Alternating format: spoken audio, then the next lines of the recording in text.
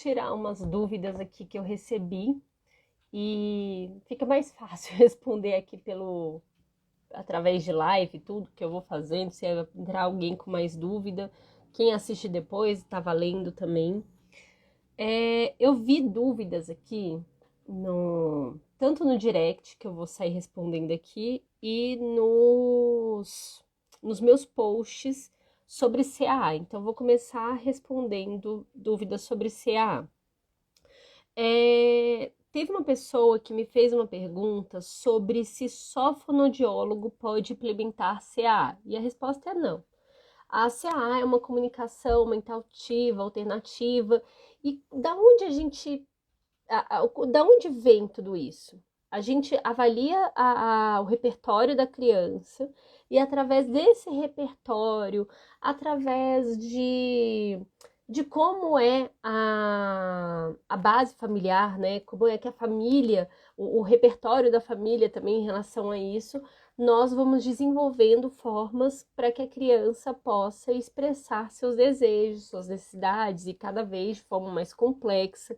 Então, a comunicação mentativa alternativa, ela tem que ser personalizada para as necessidades da criança, tem que ser personalizada para o indivíduo, né? Para o que ele precisa. Então, essa é a primeira coisa. Então, não é restrita a fonoaudiólogo, também não é restrito a psicólogo, não é restrito a nenhuma categoria profissional, tá, gente? Um pai e uma mãe também que entenda muito bem sobre como avaliar o repertório da criança pode desenvolver para o seu filho formas dele se comunicar, né? Desde que seja compatível.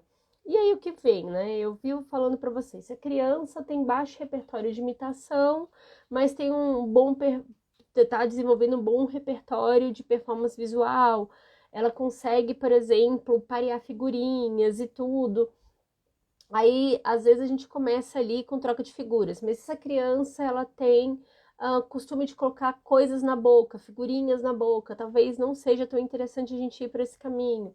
Se a criança, ela imita muito bem, ela tem um repertório de imitação muito bom, às vezes a gente desenvolve um sistema de gestos para que ela use.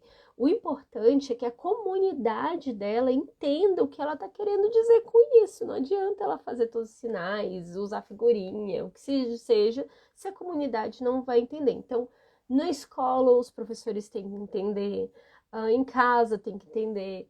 Então, assim, no ambiente tem que entender. E vai desde da questão de troca de, por exemplo, a questão de troca de figuras, né? De pedido simples a manifestar sentimentos, e aí vai. Teve uma pessoa que pediu para eu fazer um curso, né? Um curso na área de CA, achei bem interessante isso daí. Sobre curso de CA, gente, não tem nenhum que eu fale assim, não, fazer esse curso de CA. Eu acho que a pessoa tem que entender de comportamento. A pessoa tem que entender, porque uma pessoa me perguntou aqui sobre fazer um curso sobre CA. Eu acho que a pessoa tem que entender sobre comportamento. Deixa eu ver outra dúvida, que eu tô bem cansada, gente. Que hoje é meu primeiro dia de férias, eu tô aproveitando para fazer essa live rapidinho. Cadê? Teve uma outra dúvida. Sobre a agenda, sobre a minha agenda. Aqui, a Mamica Oficial. O que você acha do pod? Como eu falei, depende do repertório da criança. O que a gente tem que saber é que, assim, esses sistemas, tanto sistemas como os procedimentos, como que são modelos, que são fechados, eles normalmente, se você for ler as pesquisas que estão junto a ele, eles mostram as limitações técnicas de todas as questões, assim. Então, por exemplo, você vai estudar sobre o PEX, você vai entender as limitações associadas. Então, você tem que olhar se o repertório da criança é compatível ao que você está querendo usar. Exatamente isso. Então, por exemplo, o próprio PEX, né? O PEX, ele é extremamente interessante para certas crianças que têm um repertório para usar, mas como eu falei, se a criança, por exemplo, tem questões sensoriais, leva a boca, enfim, aí a gente já tem uma complicação. Então a gente sempre tem que avaliar isso. Eu gosto sempre de usar o Aquiles como exemplo, né? O Aquiles, por exemplo, deu muito certo com os gestos. E a gente entendia muito bem os gestos dele, e isso ajudou muito. E o Aquiles, ele tem apraxia de fala, e as pessoas, não, Dani, por que você não investe só em fala? Eu falo, não, gente, vamos investir nessa mistura de gestos com palavras, o que ele não consegue falar, então aí a gente vai colocando gestos associados. E tá tudo bem, tá tudo ótimo. Deixa eu ver mais dúvidas aqui que eu recebi. É porque fica muito prático fazer assim, ir tirando as dúvidas e respondendo desse jeito. Vamos lá para a listinha. Se vocês tiverem mais alguma dúvida, pode mandar aí, que eu vou respondendo. Ah, esse daqui de autismo e questões alimentares também. Eu recebi algumas coisas em relação a isso. A questão da alimentação e o autismo tem muitas questões envolvidas, né? Vai da parte sensorial à parte comportamental. Então, assim, é muito importante ter vários profissionais envolvidos nisso. Recentemente, tiveram até uma série de posts que eu achei muito interessante da doutora, eu postei teve a doutora Débora Cashes, também teve um post muito legal, e o doutor Tiago Castro. Então eu recomendo que vocês deem uma olhada, que eu acho que eles são bem complementares em relação a isso. E no meu blog eu tenho um post falando sobre isso. Eu tenho um post falando sobre isso, explicando. Gente, tô com sono. Eu vim aqui só para responder algumas perguntinhas que eu tinha visto. Se vocês tiverem mais dúvidas, vocês deixem na live e me mandem direct, que aí eu vou respondendo conforme vai dando. Ultimamente tá bem corrido. Se não der, depois eu faço uma live e respondo as dúvidas, que eu tenho feito bastante isso. Quando eu recebo um grupo de dúvidas, eu reúno essas dúvidas e faço uma live e respondo tudo de uma vez, que eu acho que tem sido muito prático. Em relação ao método ABA com crianças de 2 anos, qual tipo de brincadeira você aconselha? Nossa, adorei sua pergunta. Vamos lá. ABA é uma ciência que é análise do comportamento aplicada. Ela não é um método. Existem vários métodos e modelos com base na ABA. Só que elas têm suas limitações, né? Igual o Denver. O modelo Denver de intervenção precoce é um modelo onde ele fala que ele é de 0 a 4 anos, ele vai até os 4 anos de idade. As pesquisas deles, eles desenvolveram dentro desse range, né, dessa faixa etária, e ele fala aonde tem os seus gargalos. Ele fala aqui você vai para tal coisa. Se você vai estudar o Denver, ele chega em momentos que ele fala para você ir para outros modelos, outros procedimentos. Ele tem uma árvore de decisão que te manda para outras coisas. Então, assim, a aba é mais do que isso, é uma ciência. Da mesma forma que a gente tem as ciências mecânicas, né? Você vai ali estudar quando você está estudando na escola sobre física. E aí você está estudando sobre o movimento de um objeto. Aí a gente sempre tem aquela história do trem, né? Do trem, dos trens que vão. Aí você está estudando sobre velocidade, sobre aceleração. Isso é uma ciência mecânica. Então, você vai estar estudando ali a mecânica clássica. Na análise do comportamento também é uma ciência, só que enquanto lá na mecânica clássica a gente, por exemplo, está estudando a velocidade no tempo em relação como um objeto está se movimentando, a aceleração dele e assim vai. Na análise do comportamento a gente está estudando o comportamento. E o comportamento ele tem propriedades que, por exemplo, o comportamento ele pode se repetir ao longo do tempo, ele pode durar um certo tempo.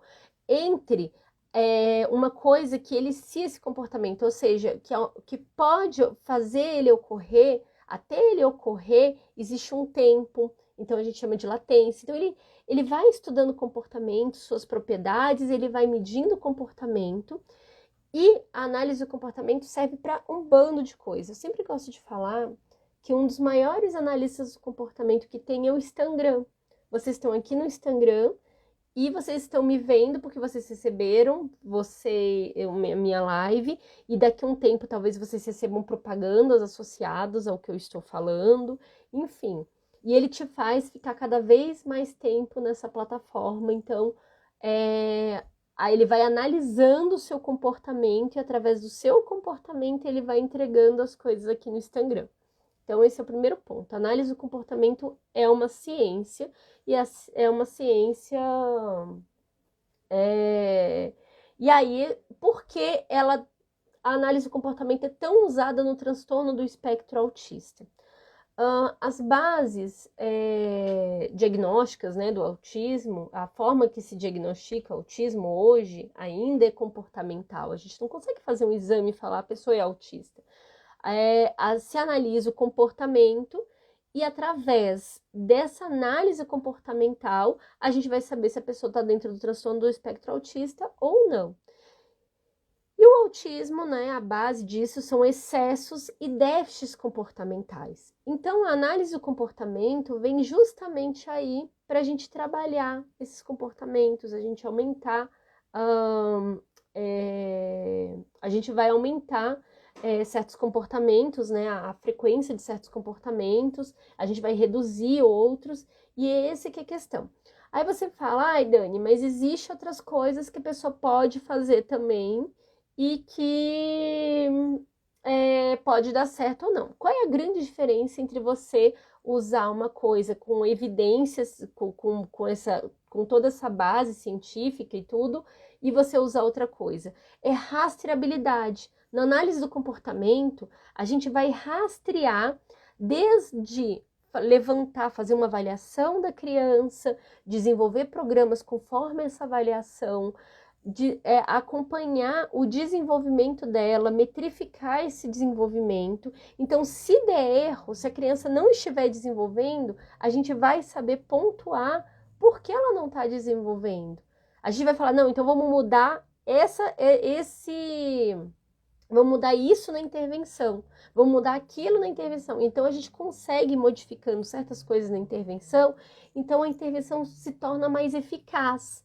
A gente não fica, se ela não dá certo, a gente consegue ir modificando de forma até a gente conseguir que ela comece, a criança comece a desenvolver conforme o que a gente desenvolveu como escopo para trabalhar com ela.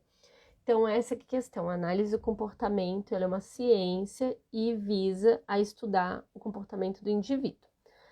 Então, eu fiz toda... É porque, assim, a sua pergunta parecia simples, mas ela não era. E eu tive que dar toda essa base. Então,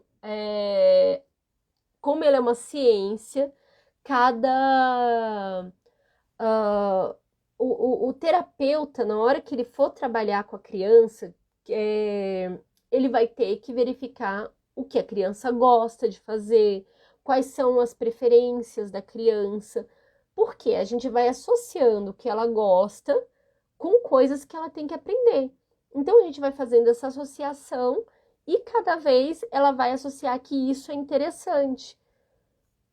Então é todo esse processo até ela começar a desenvolver a aprendizagem. Eu não gosto, gente, vocês não vão encontrar aqui no canal, talvez lá no passado, eu não falo sobre a aba naturalista, eu não falo sobre a aba estruturado, eu não falo sobre isso, porque assim, se a gente vai estudar lá as raízes, né, da análise de comportamento, isso não faz sentido, assim. Isso foi uma questão que foi necessária por conta de um histórico, né, da análise de comportamento. De alguns terapeutas que, enfim, fizeram coisas que não foram por um caminho adequado.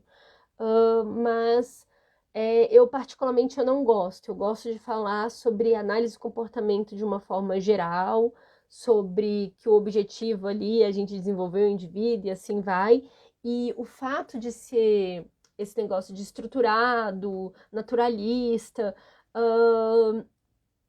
o ensino, de forma geral, toda vez que a gente vai ensinar para criança, a gente estrutura. Se a gente vai ensinar para alguma coisa, para qualquer pessoa, a gente estrutura isso.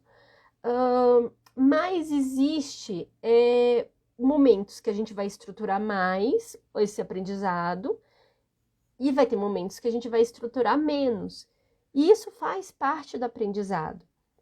Mas eu não gosto muito de rotular isso, porque isso vai variar numa sessão, só em 1 hora. Você vai estar trabalhando com a criança, em 1 hora não, eu vou falar em 10 minutos. Você vai estar trabalhando com a criança, você vai ter oportunidades que você vai ter ali e vai ter a questão que você vai ter estruturado um pouco mais a sessão.